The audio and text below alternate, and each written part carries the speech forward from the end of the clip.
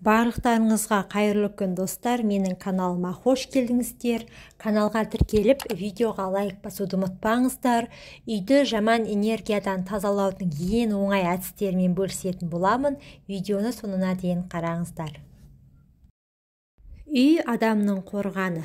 Өз үйіне кірген адам бірден бойы босап, тынығып, демалып, күш жинайды. Үйдің іші адамға қорғаныш пен тыныштық сезімін тудыру керек.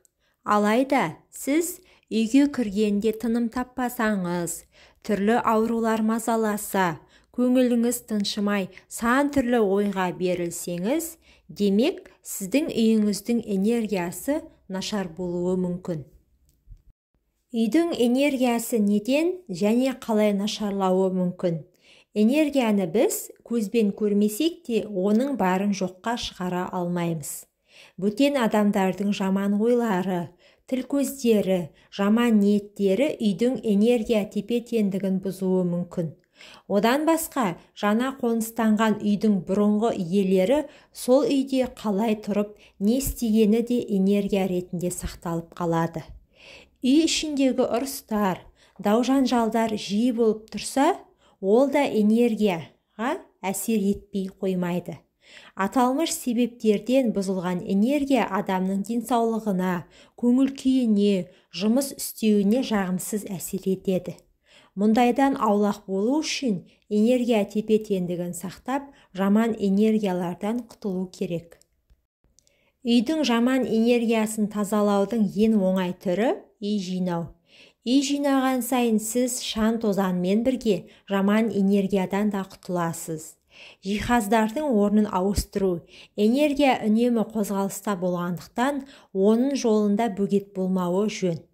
Дұрыс орынға орналастырылмаған жиһаз энергия ағымына кедергі келтіреді. Қай жиһаздың дұрыс тұрмағанын анықтау үшін өзіңіз бала сияқты барлық бөлмелерді аралап жүгіріп өтіңіз. Сіздің қозғалысыңызға ең көп кедергі келтірген жиһазды басқа жерге орналастырғаныңыз дұрыс. Үйдің энергиясы сол үйдің тұрғындарына әсер ететіні сөзсіз. Сол себепті әрдайым үйдің тазалығымен қатар энергияның да тазалығын ескеріп отырған жөн. Ол үшін біріншіден, үйіңізде ескі киімдер болса, әсіресе әйелдер ертең арықтаған соң киемін деп сақтап қойсаңыз, сол киімді киетін жандарға беріңіз немесе қоқысқа тастаңыз. Екіншіден, ескі жиһаз сынып, қисайып әрен тұрған болса, үйде сақтамаған жөн. Ата-бабамның көзі, солардан қалған мұра, аманат десеңіз, жөндеп, бояп, әдемі қылып қойсаңыз болады. Үшіншіден, сынық ыдыстар қаншалықты қымбат ыдыс болса да, шеті сынып тұрғанды қолданбаған жөн.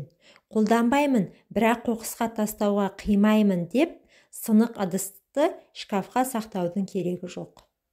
Киілген киімдерді сататын дүкендерден киім алмаған жөн.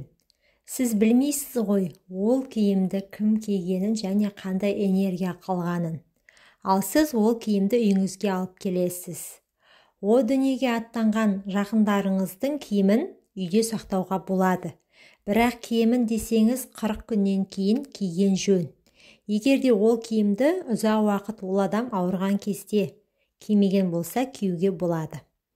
Сыйлыққа келген белгісіз, түсініксіз мүсіні бар сувенирлерді сақтауға болмайды.